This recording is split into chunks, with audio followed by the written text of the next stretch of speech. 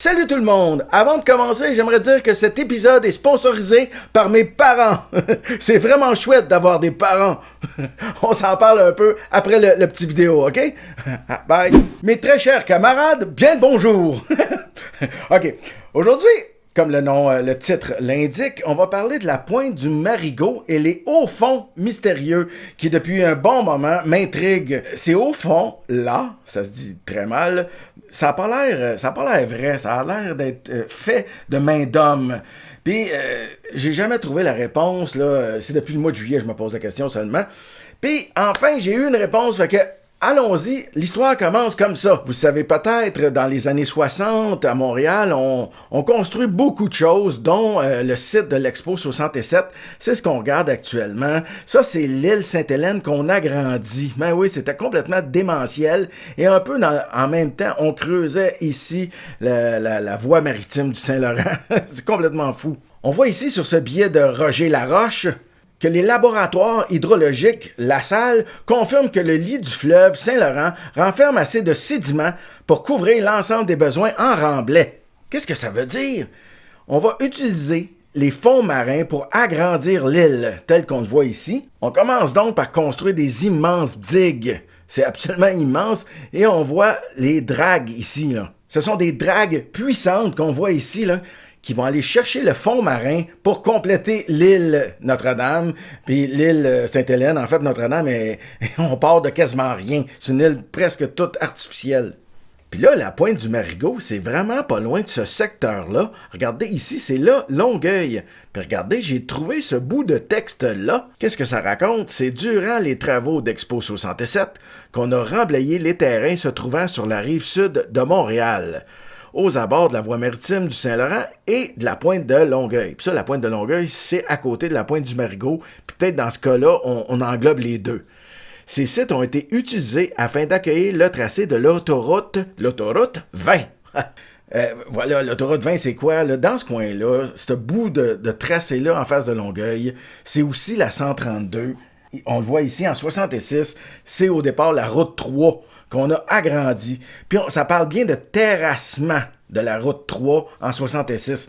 On l'a quasiment construit dans le fleuve. Regardez ça. Alors, c'est quoi mon questionnement? Pourquoi je me posais des questions, là? Mais regardez, là, je me répète, mais regardez ça, là, ça n'a pas l'air naturel du tout. Au début, je pensais que c'était des hauts fonds pour aider à la fraie des poissons. Alors, j'ai cherché, puis j'ai trouvé cette photo de 1962. Il n'y a rien, hein, c'était pas là du tout. Puis on voit que la pointe du Marigot est pas mal plus grande, vraiment immense. Il y a beaucoup plus de terre qu'aujourd'hui.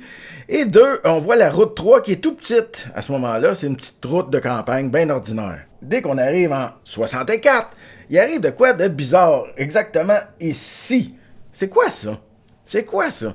Ben, ça vous fait pas penser aux digues qu'on a vues tantôt pour créer l'île Notre-Dame, l'île Sainte-Hélène? Hein? Ça ressemble étrangement à la même chose. Puis là, on le voit ici, on est en train de construire justement l'agrandissement de la route 3 qui va devenir la 132 et un bout de l'autoroute 20. Si on regarde maintenant en 66, regardez ça, ça s'est agrandi, regardez, c'est rendu immense, puis c'est très très droit. Fait que c'est pour ça que je me disais bien, ça a l'air d'être fait de main d'homme, ça n'a pas l'air d'être naturel, là, ces espèces de hauts fonds-là. C'est très intéressant. Alors, c'est Mario Hébert qui m'a donné la réponse.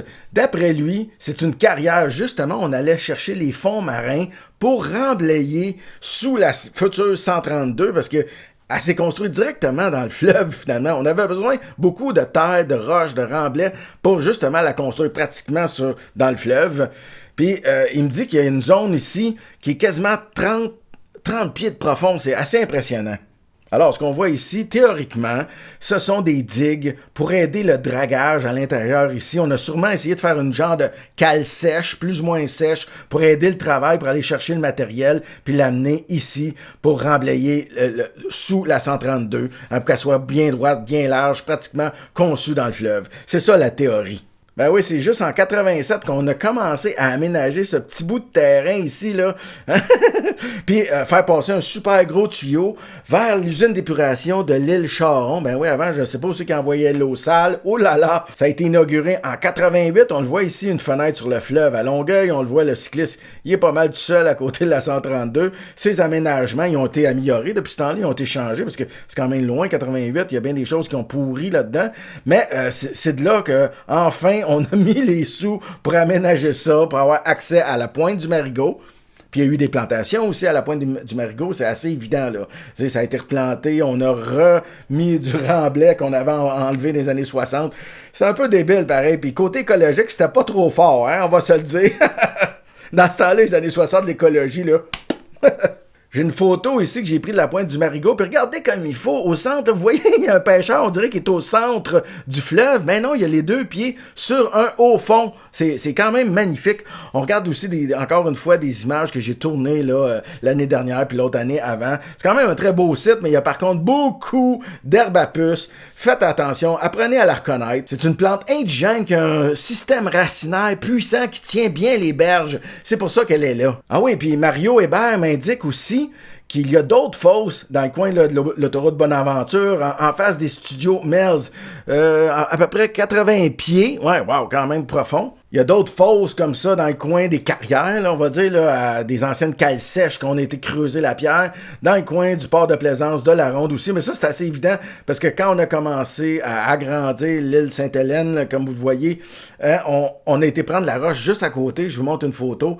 C'était juste à côté. On a vraiment creusé dans la roche avec des cales sèches. Et voilà, c'est merveilleux. Et je vous remercie pour aujourd'hui, c'est ça. Restez juste après pour voir qu'est-ce que j'ai à vous dire. Hey, merci, là, c'était bien fun. Je suis content. Yeah!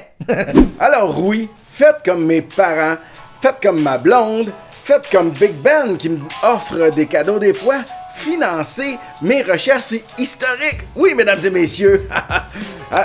Je lance une nouvelle campagne de financement. J'ai fait ça l'année dernière après mon super documentaire sur le bord du ruisseau de la Grande Prairie.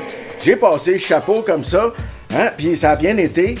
Je le fais à nouveau en ce mois de janvier. Alors, je passe le chapeau pour tout... que je continue à être capable d'explorer des lieux, en faire des reportages, monter des cartes anciennes, vous montrer les anciens ruisseaux. Oh, j'en fais tellement d'affaires. Puis la dernière fois, ça a bien été juste avec des transferts Interact. Juste même avec des chèques. Parce que les personnes qui aiment mes vidéos sont peut-être un petit peu plus âgées, mais pas beaucoup. Puis les autres Patreon, puis Tipeee, ça c'est en Europe, là, ça les fait pas triper, puis dans le fond, il y a des frais. Pourquoi? Pourquoi payer des frais? Directement des transferts Interact vers moi, c'est super apprécié. Et vous allez pouvoir avoir vos noms dans la prochaine vidéo, comme ici. Alors, je remercie encore mes parents, ma blonde, elle m'endure déjà. C'est quelque chose. C'est pas facile d'avoir une espèce de bébête comme moi dans la maison. Puis mon fils aussi. Et Big Ben, encore une fois, qui m'offre des cadeaux. Des fois, il est vraiment gentil. Alors, on se retrouve pour une prochaine capsule bientôt. Merci!